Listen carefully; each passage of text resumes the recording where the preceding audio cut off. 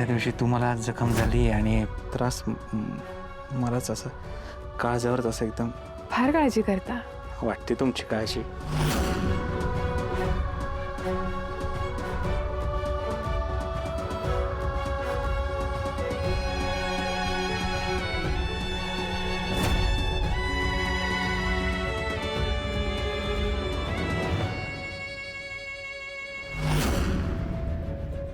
काय होतंय हे? सारखा गोपाळजींचा चेहरा का डोळ्यासमोर येतोय? कोण आहे?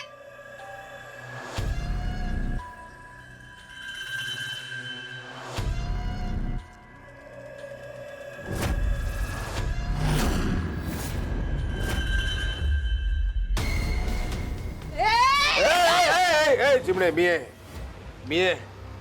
दादा, अरे घाबरले ना मी. कोण येतं रे स्वतःच्या घरात असं? दोनदा विचारलं ना मी कोण आहे, उत्तर नाही देता आलं तुला. पोलीस आहेस तू, चोरासारखा काय घरात शिरतोस? दादा घाबरले मी खरंच. ही पद्धत नाहीये स्वतःच्या घरात येण्याची. जीव गेला असता आता माझा. तुझा तुझा कसला जीव जातोय? पण असं घाबरायचं नाही. घाबरलीस लढशील कसं?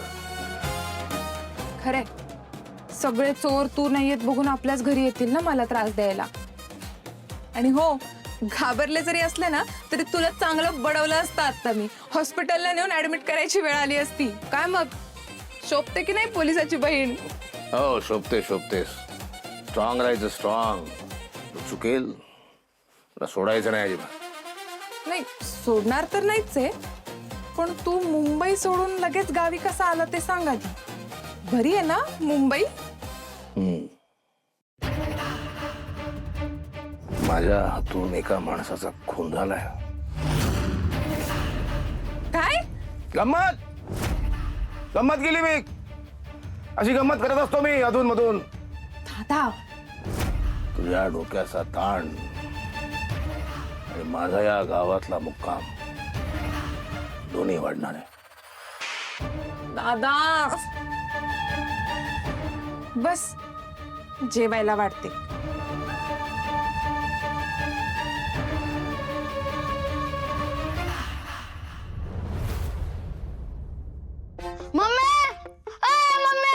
काय मम्मी, मला ना खारी दे, शाळेत जायला उशीर व्हायलाय.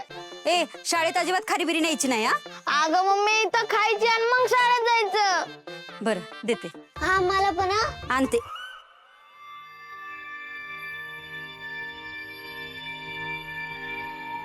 चहा आणते, थांबा.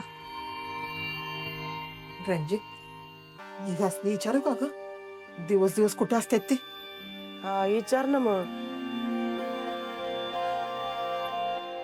नाही ना ग, नाहीतर ना माझं समजा खानदान काढतील परत.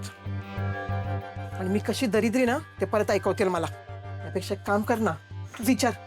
मग माझा काही कमी उद्धार होईल वय ग?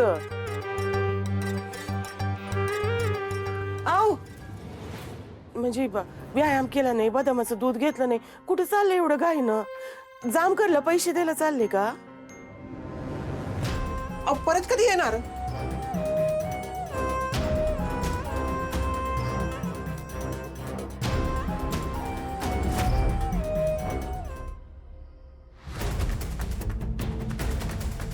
काय सुधाकर साहेब? साहेब येईन साहेब.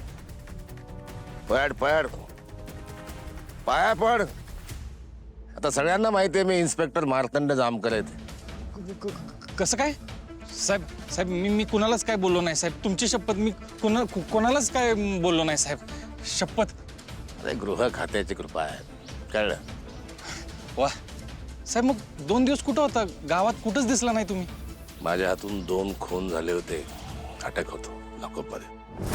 काय गंमत केली मी. अशी गंमत करत असतो मी अधून मधून. काय प्रगती मकरंद मनीषा केस मध्ये? कुठं काय साहेब, जैसे थे त्यांच्या मोबाईलचं लोकेशन सापडलं, पण ती दोघं काय सापडली नाहीत आणि त्यांचं मोबाईल बी सापडलं नाही. कायच हाती लागलं नाही साहेब. माणसं गावातली मोबाईल लोकेशन गावातच दाखवते, तरी सुद्धा हाती काही लागत नाही. हो ना साहेब. अहो एवढ्याशा गावात कुठं आणि कशासाठी लपणार ती? साहेब तुम्हाला काय वाटतं कुठं असतील ती? पण असले असते तर दिसले असते ना साहेब. जिवंत असतील तर दिसतील ना. त्यांना मारून जमिनीत गाडलं असेल तर कसे दिसतील? चल कुठे साहेब? चल.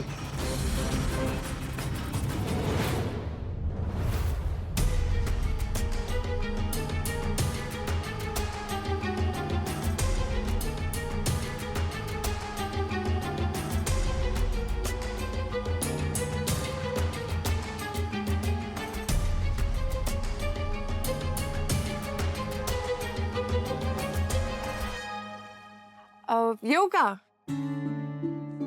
अरे आर्या मॅडम, या या या या या सकाळी सकाळी आमच्या दुकानावर. हे लकी, कडक स्पेशलच्या आर्या मॅडम साठी मिनिटात देतो. गरीबाच्या दुकानावर आज. बिझनेस कसा चाललाय? खरं तर आता बिझनेसचं सगळं टेन्शन मिटलंय. आणि खरं सांगू का, तुमच्या मदतीमुळे मला आता कुठलीच अडचण नाहीये. ऍक्च्युली मी ना ड्रेस शिवायला आले होते. हे त्याचं मटेरियल आहे. भाऊ, अरे वा, मस्त आहे की मटेरियल. चॉईस चांगली आहे तुमची. मग मला थोडंफार कळतं त्यातलं.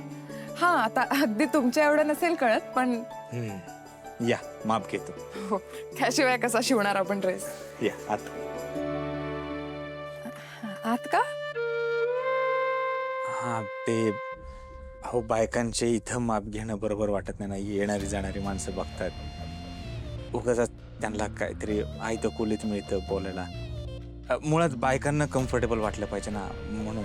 तुमची हरकत नसेल तर, नाहीतर मी इथंच. नाही, हरकत नाहीये काही. पण गोपाळजी, तुम्ही फार छोट्या छोट्या गोष्टींचा विचार करता. नाही, मला सर्वांपेक्षा तुम्ही खरंच खूप वेगळे वाटता.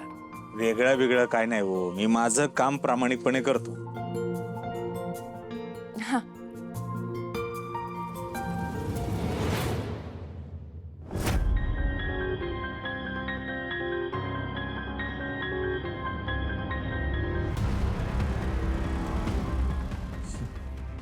बॅग ठेवा इकडे.